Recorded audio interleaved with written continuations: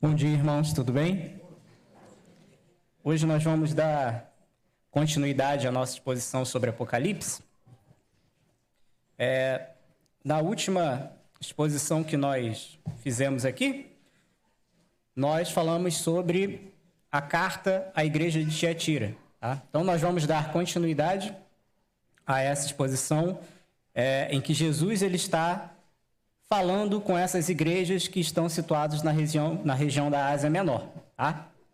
Então, ali na igreja de Tiatira, nós vimos que aquele povo de Deus ele estava sendo assolado pelos falsos ensinos. Então, aquela igreja estava sendo contaminada pelos falsos ensinos, e esses falsos ensinos eles tinham a intenção de modificar completamente o cristianismo para fazer com que o cristianismo se tornasse aceitável pela sociedade. Tá? Então, os cristãos, modificando o seu modo de glorificar a Deus, modificando a sua fé, eles seriam inseridos naquela sociedade e eles poderiam viver a sua vida em paz, sem perseguições, sem discriminações e sem preconceitos. Mas não era isso que Jesus ele esperava dos seus discípulos. E é por isso que ele fala, então, através de João, para que João escrevesse a carta à igreja de Tiatira. E o que Jesus deixou claro para aquela igreja? Ele deixou claro que a paz com o mundo significa juízo de Deus. Então, a mensagem de maior relevância da carta à igreja de Tiatira é essa. O nosso relacionamento com o mundo é para a glória de Deus, e não para submeter a igreja de Deus aos padrões de uma sociedade caída. Essa é a principal mensagem da exposição passada que nós falamos sobre essa carta. E nós vamos seguir então falando sobre essa mensagem de juízo, porque o juízo ele é um tema frequente aqui em Apocalipse, né? Só que para a igreja verdadeira, esse juízo ele significa vida e não morte. Tá? Então nós vamos seguir tratando sobre esse tema. Mas nós vamos tratar desse tema no sentido que Jesus queria que ele fosse tratado. Ele é um tema de esperança. O juízo para a igreja do Senhor é um tema de esperança. E é nessa linha de entendimento que nós vamos abordar hoje a carta à igreja que estava situada na cidade de Sardes. E eu queria que os irmãos abrissem a Bíblia de vocês, lá em Apocalipse 3, que nós vamos ler dos versículos 1 ao 6.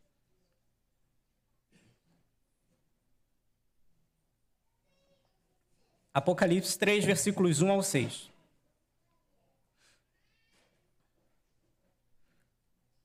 Diz assim: Ao anjo da igreja em Sardes escreva: Estas coisas diz aquele que tem os 7 Espíritos de Deus e as 7 estrelas.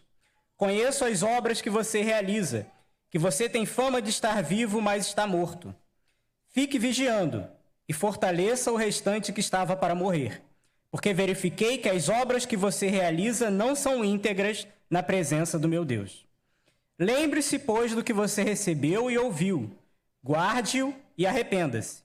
Se você não vigiar, virei como ladrão, e você de modo nenhum saberá em que hora virei contra você.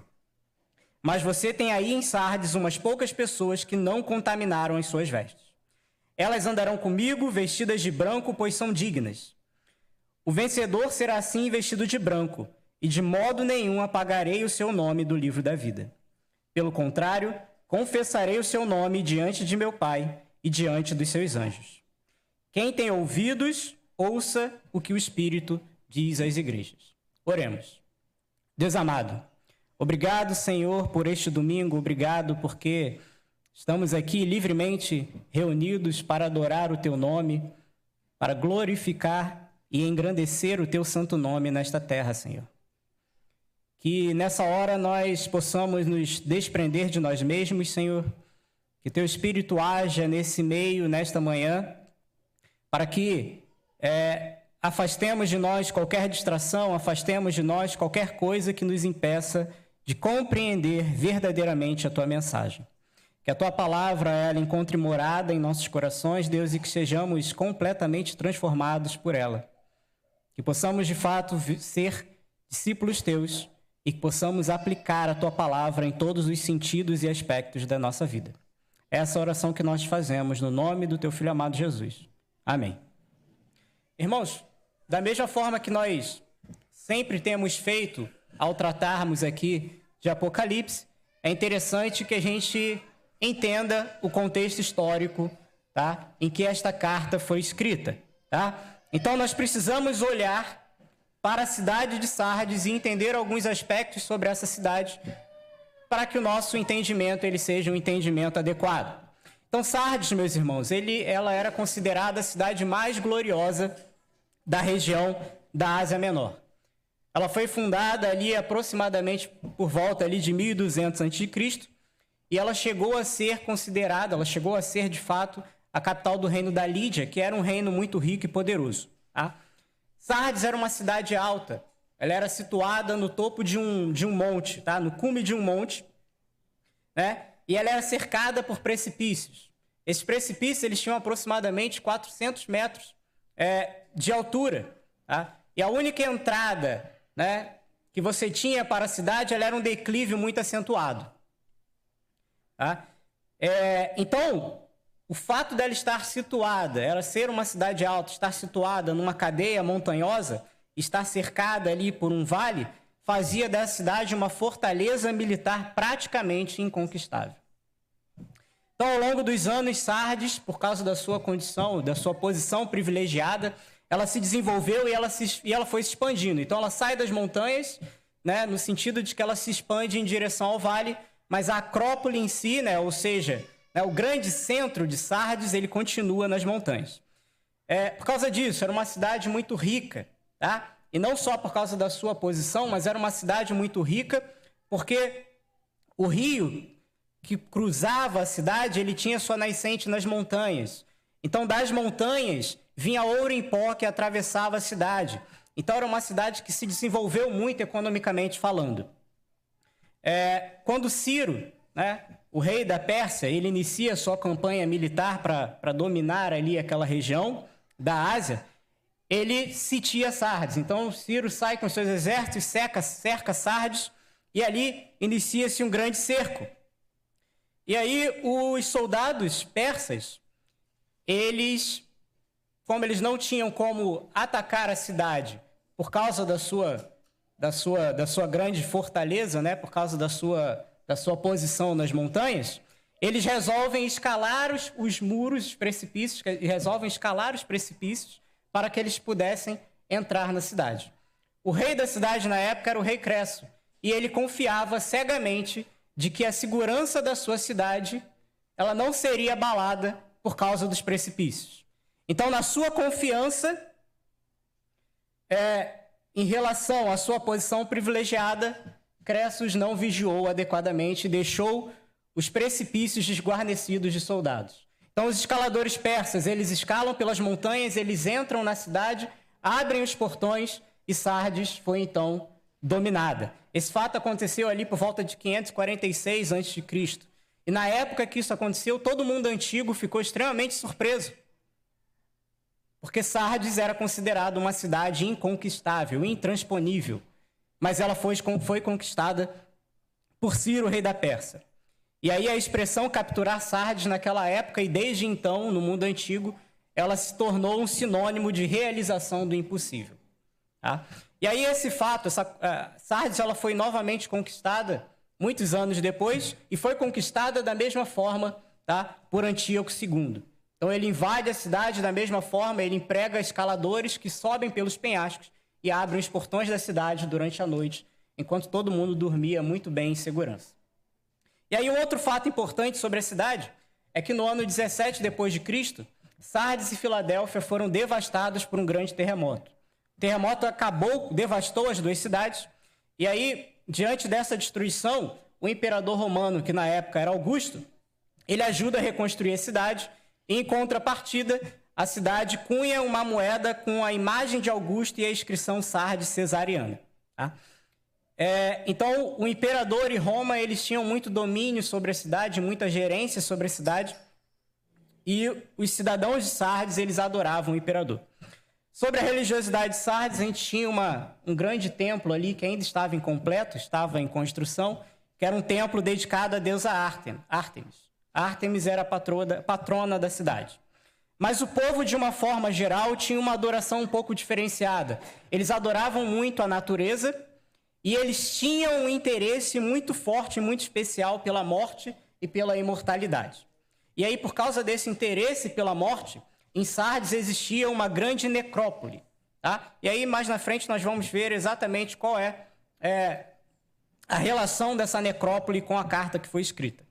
Há também evidências que existia ali uma grande comunidade judaica. E aí os achados arqueológicos hoje, eles indicam que ali em Sardes, talvez a maior, se não uma das maiores sinagogas, estava construída naquela cidade. E essa sinagoga ela estava dentro de um complexo, que era o complexo do ginásio da cidade. Então os achados hoje mostram que os judeus de Sardes, eles estavam muito envolvidos com a cultura greco-romana. Então, se eles tinham uma sinagoga que era situada dentro do complexo ginasial da cidade, significa que eles tinham um relacionamento com aquela cultura local e isso pode indicar para a gente uma acomodação ao ambiente pagão. Então, se os judeus eles estavam acomodados àquele ambiente pagão e eles estavam cultivando um sincretismo cultural, é muito provável que os cristãos daquela cidade também fizessem isso e a carta, conforme nós lemos, indica muito provavelmente que isso estava acontecendo com a igreja em Sardes. E aí, meus irmãos, com esses fatos em mente, nós vamos prosseguir então para o texto bíblico. O versículo 1 diz para a gente: ao anjo da igreja em Sardes escreva, estas coisas diz aquele que tem os 7 Espíritos de Deus e as 7 estrelas. Conheça as obras que você realiza, que você tem fama de estar vivo, mas está morto. Irmãos, nesse versículo, Jesus ele se dirige à igreja de Sardes e ele a trata como aquilo que ela é ou deveria ser, um corpo vivo. Ou seja, a igreja que existe em Sardes, a essa igreja, Jesus diz que ele tem os 7 Espíritos de Deus e as 7 estrelas. E esse título ele já foi usado por Jesus quando nós expomos ali o capítulo 1, e ele vai indicar para a gente 2 coisas importantes e que precisavam estar claras na mente daqueles cristãos de Sardes. A primeira coisa é o controle divino. O nosso Deus, irmãos, ele é o criador de todas as coisas. Ele criou a humanidade. E ele designou um povo para ser propriedade dele. Ele separou esse povo e ele declarou que esse povo deveria ser santo como Deus é santo. E o que Deus faz? Deus manda o seu Filho unigênito para dar a vida pelos pecados desse povo, a fim de que o Filho fosse o fiel representante e cumpridor de uma aliança que o ser humano não poderia por si só cumprir. Então o Filho agora glorificado, ele é o Senhor desse povo. E nada escapa do controle do Filho. Nada foge da soberania de Jesus. Aqueles que são parte do povo de Deus, então eles pertencem a Cristo e não pertencem a nenhum outro, somente a Cristo. Logo, a igreja pertence a Cristo e a igreja só é viva por causa de Cristo, porque Cristo é a palavra de Deus. E aí nós vemos isso muito claramente nas Escrituras, mas principalmente ali em Hebreus capítulo 1, versículos 1 ao 4, que diz assim: antigamente, Deus falou muitas vezes e de muitas maneiras aos pais pelos profetas, mas nestes últimos dias nos falou pelo Filho, a quem constituiu herdeiro de todas as coisas e pelo qual também fez o universo. O Filho, que é o resplendor da glória de Deus e a expressão exata do seu ser, sustentando todas as coisas pela sua palavra poderosa. Depois de ter feito a purificação dos pecados, assentou-se à direita da majestade nas alturas, tendo se tornado tão superior aos anjos, quanto herdou mais excelente nome do que eles. Assim, meus irmãos, sendo Cristo a palavra de Deus e Senhor sobre todas as coisas, então a igreja, ela só atua na medida daquilo que Cristo autorizou que a igreja deve fazer. A igreja, ela só cultua na medida daquilo que Cristo estabeleceu como culto. Logo, uma igreja que abandona, minimiza, relativiza, corrompe ou adequa a palavra de Deus de acordo com o mundo, não é uma igreja genuína. Ela não é uma igreja cujo Senhor é Jesus Cristo. Cristo, então, tem autoridade sobre a igreja. O seu corpo verdadeiro e universal, ele reconhece o seu mestre e ele segue os seus mandamentos. Então, essa é a primeira lição que Jesus está deixando claro aqui. A segunda coisa é que se essa igreja ela é viva, por ser o corpo de Cristo, ela não tem vida em si mesma, mas ela tem vida em Cristo. E essa vida em Cristo, ela só é possível mediante a ação do Espírito perfeito de Deus. Conforme João, capítulo 3, versículos 5 ao 7, diz assim: Jesus respondeu: em verdade lhe digo, quem não nascer da água e do Espírito não pode entrar no reino de Deus. O que é nascido da carne é carne, e o que é nascido do Espírito é Espírito. Não fique admirado por eu dizer, vocês precisam nascer de novo. Ou seja, é o Espírito que promove a vida, é o Espírito que regenera, que propicia a santificação. É através da ação do Espírito que a igreja ela se desenvolve, que ela amadurece e que ela persevera nesse mundo.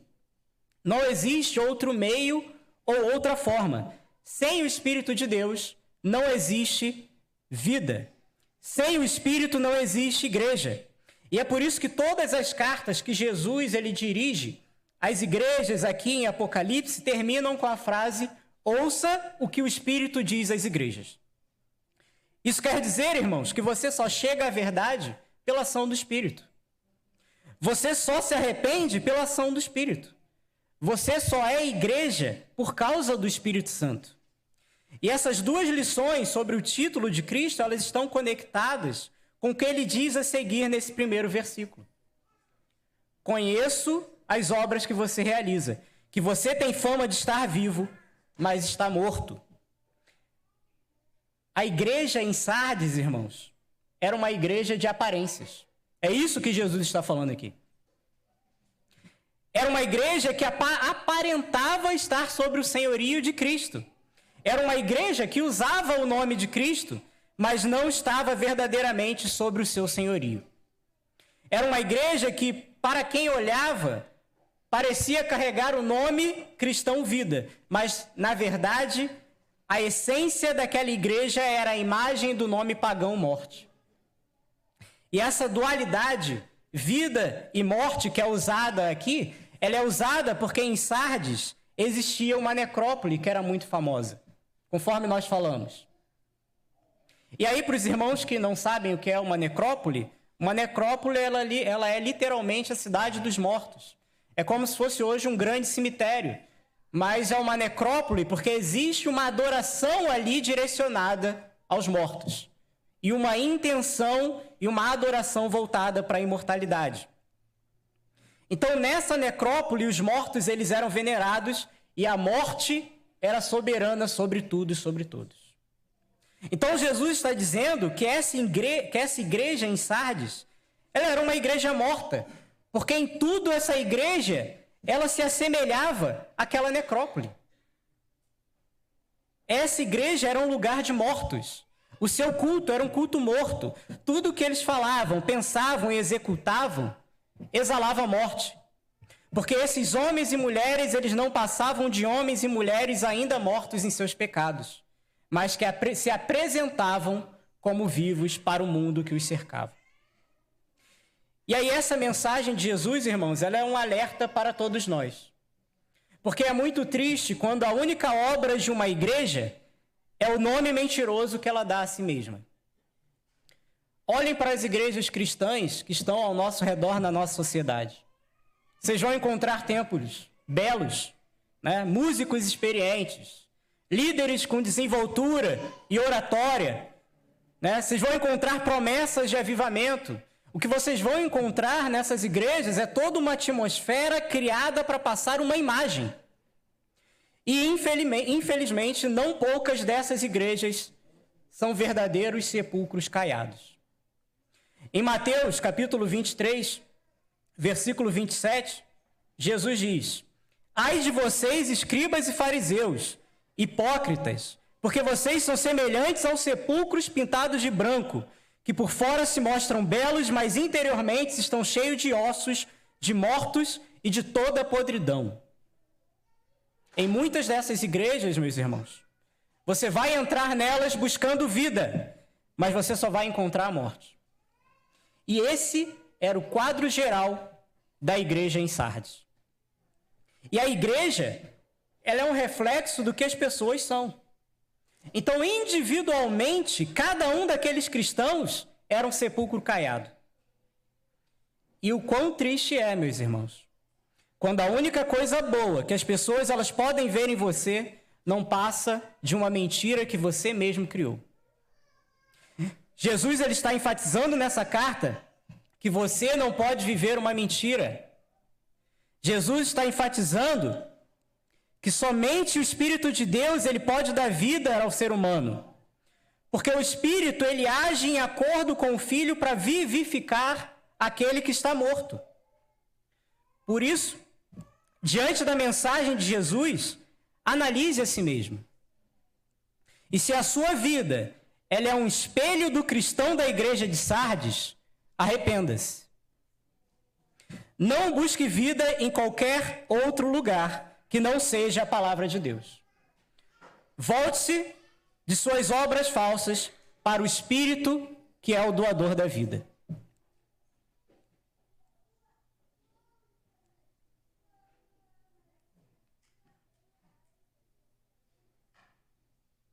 Seguimos então, irmãos, para o versículo 2, que diz assim: fique vigiando e fortaleça o restante que estava para morrer, porque verifiquei que as obras que você realiza não são íntegras na presença do meu Deus. Irmão, Jesus ele está deixando claro aqui a necessidade de vigilância espiritual. A igreja de Sardes ela estava ali para todos os efeitos exatamente igual à cidade. Sardes, como nós vimos, ela caiu 2 vezes na história por falta de vigilância. A excessiva confiança de que a localização da cidade sobre aqueles grandes penhascos a manteria a salvo se provou uma confiança vã. Sardes ela foi tomada de assalto durante a noite, enquanto estava adormecida e tranquila. E isso está acontecendo com a igreja da cidade de Sardes. A igreja adormeceu e se deixou levar e confiou cegamente no mundo ao seu redor. E por isso ela foi tomada de assalto. A apatia espiritual daquela igreja precisava acabar. E por que ela precisava acabar? Porque existia ali um remanescente que ainda estava vivo. Só que esse remanescente estava vivo, mas estava enfraquecido. Esse grupo de cristãos ainda vivos, ele precisava se fortalecer. E aí o verbo em grego que é usado aqui, ele significa se colocar de pé. Porque a fraqueza espiritual desses cristãos estava destruindo aquela igreja.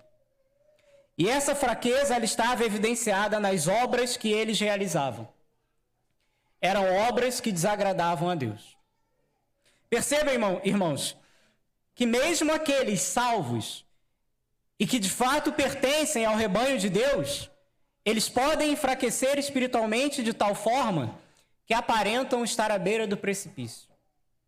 O autor de Hebreus, ele nos aconselha dessa forma, quando ele fala da disciplina, lá no capítulo 12, versículo 12, dizendo: por isso, levantem as mãos cansadas e fortaleçam os joelhos vacilantes. E aí é essa reflexão que Jesus queria que esse grupo de poucos cristãos da igreja de Sardes entendesse. Vocês estão fracos, quase cegos. Vocês precisam se reerguer e retomar o caminho da santidade. Deus está olhando para vocês com seus olhos de juízo. E ele viu que vocês estão em falta. E Deus mesmo diz: levantem-se. Meus irmãos, quantos aqui já não passaram por semelhante apatia espiritual? Quantas vezes o mundo ao seu redor ele não te sufocou com todo o seu entretenimento, Quantas vezes o mundo ao nosso redor, ele não nos sufoca com a sua correria, com seus prazeres insensatos? Quantas vezes o mundo ele não desviou a sua atenção da palavra para que você desse completa atenção ao trabalho? Por exemplo, as redes sociais. Quantas vezes você já não vacilou, caiu e permaneceu no chão? Mas para quem estava ao seu lado, você sempre mostrou que estava tudo bem. E quem sabe você não está nessa condição hoje. E para você, Jesus diz, no versículo 3 da nossa carta: lembre-se, pois, do que você recebeu e ouviu. Guarde-o e arrependa-se. Jesus está mostrando que existe uma solução para a sua apatia espiritual. Você precisa se lembrar daquilo que você recebeu e ouviu. Paulo, nesse sentido, ele vai aconselhar Timóteo também, para que ele possa exercer bem o seu ofício. Lá em 2 Timóteo, capítulo 3, versículo 14, diz: quanto a você, permaneça naquilo que aprendeu e em que acredita firmemente, sabendo de quem você o aprendeu. Irmãos, a única forma de superar a dormência espiritual é o retorno à palavra. Porque pelo Espírito você recebeu a palavra de Deus, pelo Espírito você compreendeu essa palavra, e pelo Espírito essa palavra ela vai te levantar. E o que você precisa fazer? Você precisa se voltar para a palavra e guardá-la no seu coração. Guardar e arrepender-se não é apenas manter vivo na sua mente uma recordação do que é a palavra de Deus, mas é viver aquilo que você ouviu, é colocar em prática aquilo que já fez sentido na sua vida e hoje parece que é algo distante.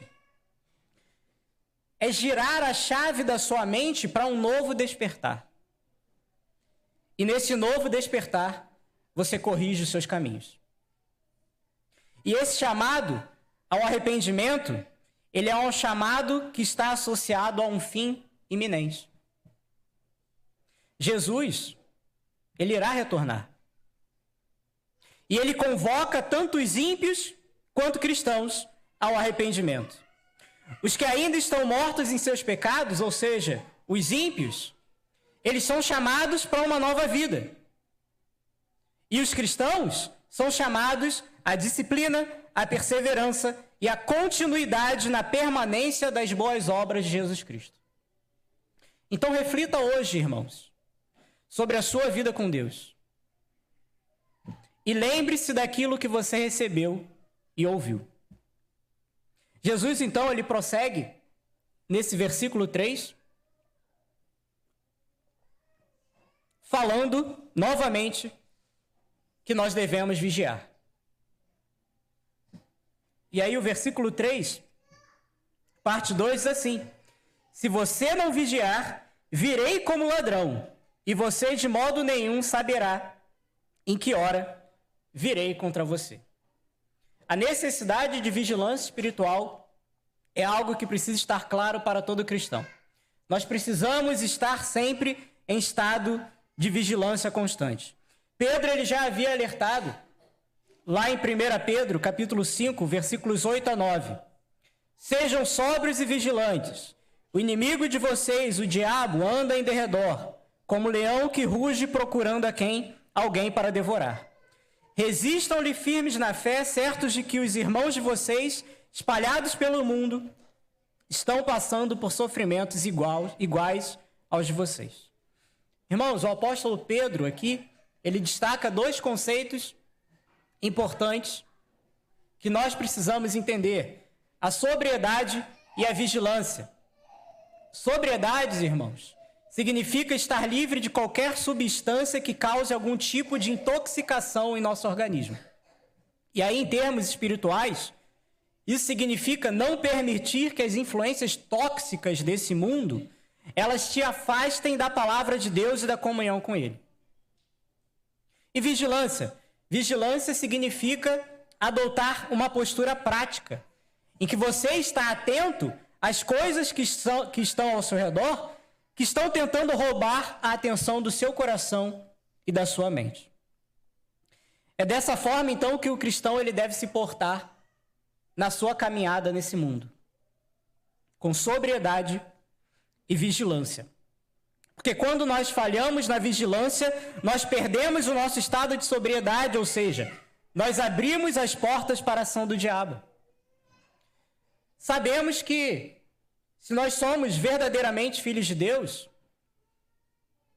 a nossa salvação, ela não vai ser tomada de nós pelo diabo. Nós temos certeza e convicção disso. Contudo, nós precisamos estar apresentados diante de Deus como servos responsáveis que caminham em santidade. A segurança da salvação, então, ela não é uma desculpa para que você viva uma vida de irresponsabilidade e falta de vigilância. É por isso que Jesus, então, ele vem e adverte que nós precisamos estar preparados para a sua chegada, pois ele virá e nós não sabemos o momento. Nós não sabemos a hora da chegada do nosso mestre. E essa última frase do versículo, ela ecoa a história da conquista de Sardes, como nós já falamos, e também a parábola lá em Lucas 12, versículos 39 a 40, que diz assim: porém, considerem isto, se o pai de família soubesse a que hora viria o ladrão, não deixaria que a sua casa fosse arrombada. Estejam também vocês preparados, porque o Filho do Homem virá a hora em que vocês menos esperam. Percebam, irmãos, que Jesus ele está dirigindo essa frase aos seus discípulos. E a intenção de Jesus é alertá-los para que eles permaneçam consistentes, preparados, alertas e trabalhando em prol do reino até o final. Um discípulo que vigia, que vive de forma responsável e condizente com o seu chamado, ele vive aguardando ansiosamente o retorno do seu mestre para desfrutar da vida eterna com ele. E ao desfrutar dessa vida eterna com o seu mestre, ele recebe a recompensa que Cristo conquistou na cruz do Calvário. Ou seja, o aviso de Cristo aqui não é no sentido de que ele virá inesperadamente como um ladrão para trazer dano ou fazer mal à igreja. Pelo contrário, Jesus está dizendo aqui que essa é uma maneira de fazer com que o cristão se lembre de forma constante do seu retorno triunfal. Por isso, viva a sua vida sempre na expectativa do retorno de Cristo. Porque essa esperança, ela será o combustível para que você permaneça firme e constante no caminho de santidade. Seguimos então para o versículo 4 da nossa carta. Mas você tem aí em Sardes umas poucas pessoas que não contaminaram as suas vestes. Elas andarão comigo vestidas de branco, porque são dignas.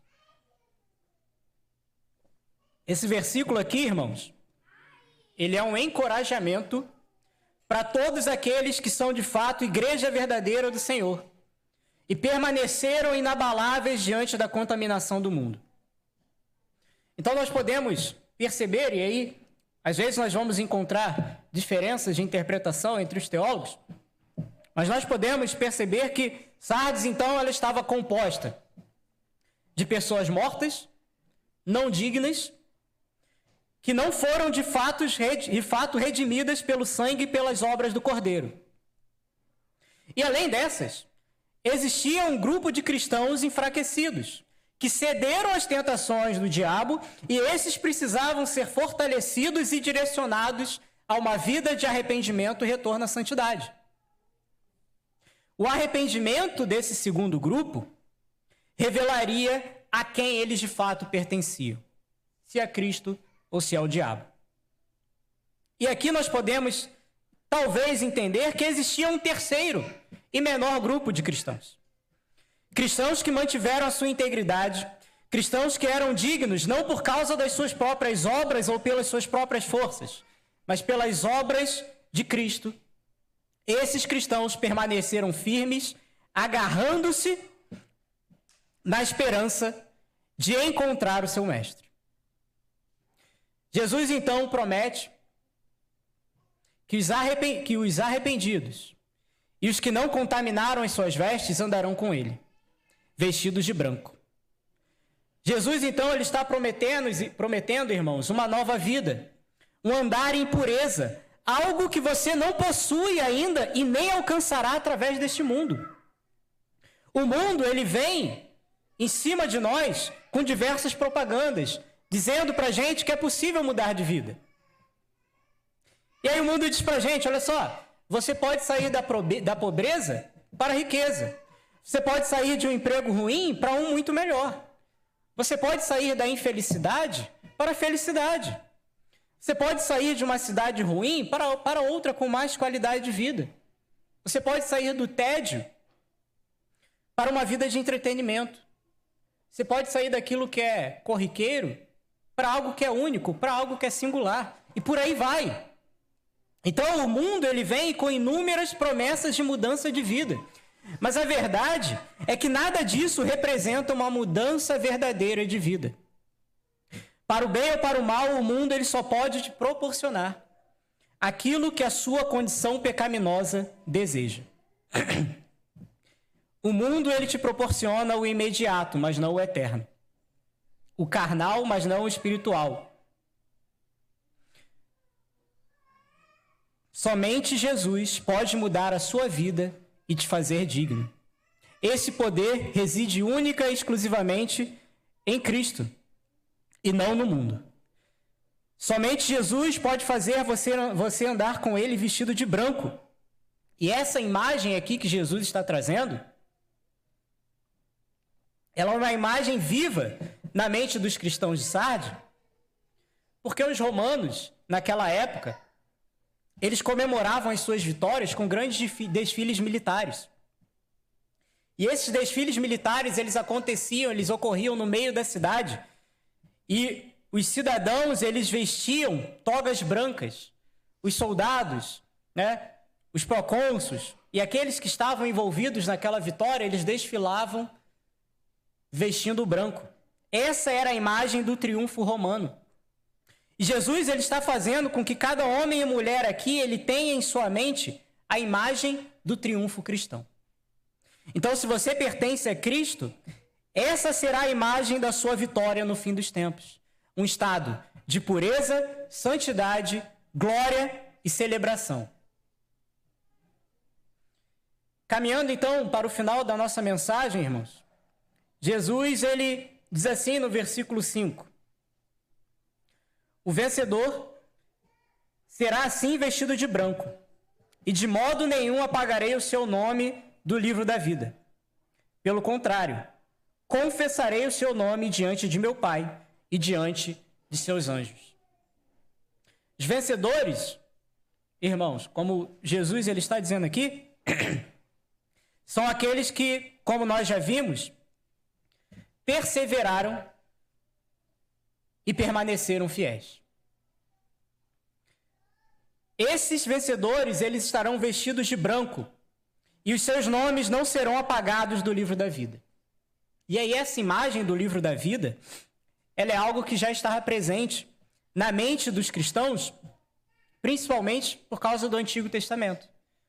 Quando nós lemos lá em Êxodo, capítulo 32, versículos 32 e 33, nós temos assim escrito: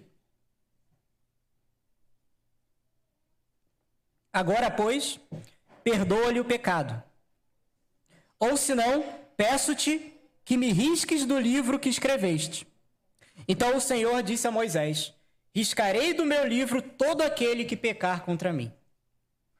Esse livro, meus irmãos, que está sendo abordado aqui em Êxodo, ele é o livro de registro dos cidadãos de Israel, o povo de Deus. Só que esse livro, ele não era somente um livro físico.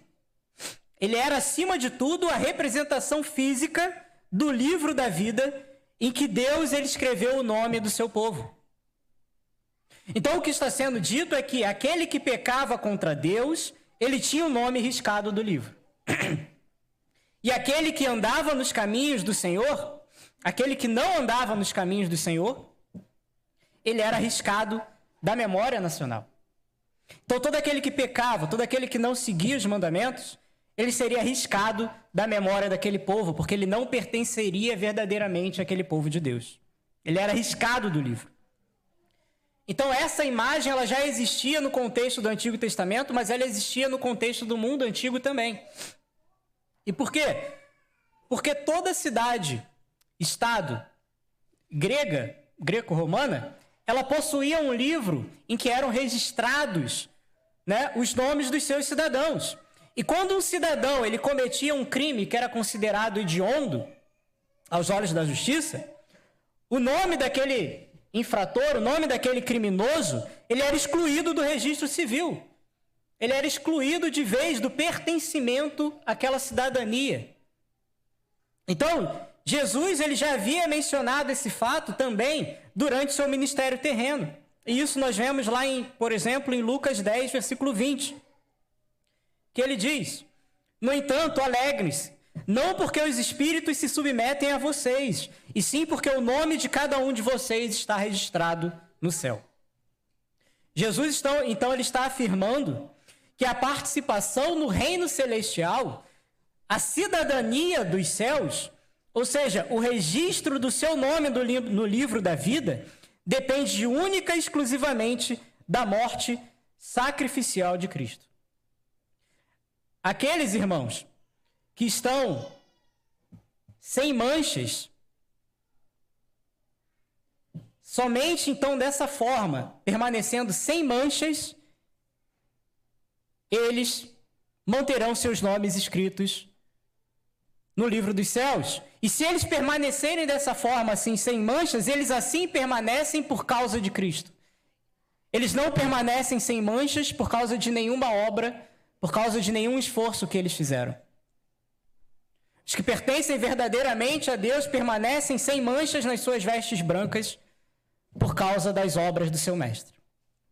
E ainda que o cristão ele caia nessa vida, ele vai se levantar. E ele vai se levantar porque ele não está mais dominado pelo pecado. Não há manchas nas suas vestes, porque você foi lavado pelo sangue e o seu nome está inscrito no registro da Jerusalém Celestial. E se ali você está, se o seu nome está naquele livro, o seu nome será confessado diante de Deus e dos anjos. Mateus 10, versículo 32. Portanto, todo aquele que me confessar diante dos outros, também eu confessarei diante de meu Pai, que está nos céus.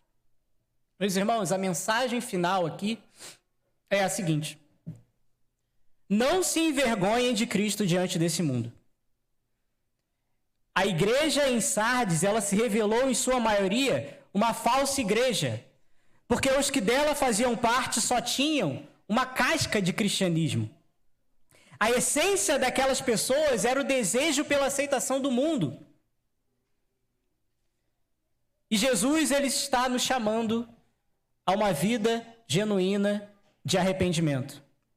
Por isso, ouçam o que o Espírito diz às igrejas. Reconheçam o chamado do Mestre, se arrependam e vivam vidas que refletem, já nesse mundo, uma pequena porcentagem da glória que nós experimentaremos na consumação dos séculos. Que Deus os abençoe nesta manhã. Oremos. Pai amado, te agradecemos, Senhor, por esta santa reunião, Deus. Te agradecemos